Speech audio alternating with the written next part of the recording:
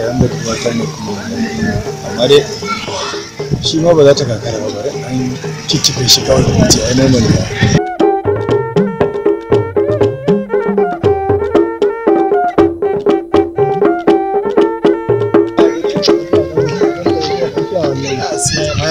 Gida lafiya lawan za mu je mu dan taɓa tireni ya sa abinka da samu. Ranar nan ana ta magana wancan ta da mutane da zancen ka za a zo za ka zo a yi magana da ya zuba ido kuma shirin kwana biyu. Wallahi ya yi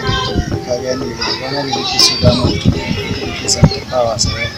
so nake baba da yana kasar damun shine zai je sami alhajin na kusa ya yi magana.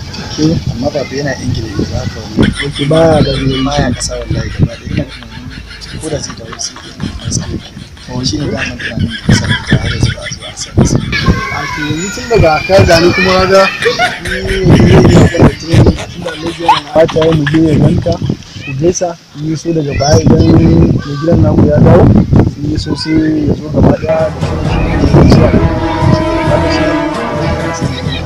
kawai idan a gidan mai gidan ku baka mai gidan ku ba shi ya hana wai a hana ka aure ba amma dai ina so ne mu ka zo mu je sai ka tunda ga ni ga ka ni sai hakura da training din mu.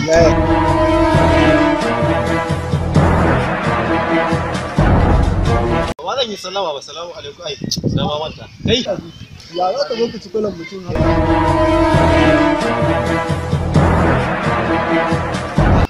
Malam magana mana ke ma me malam dakata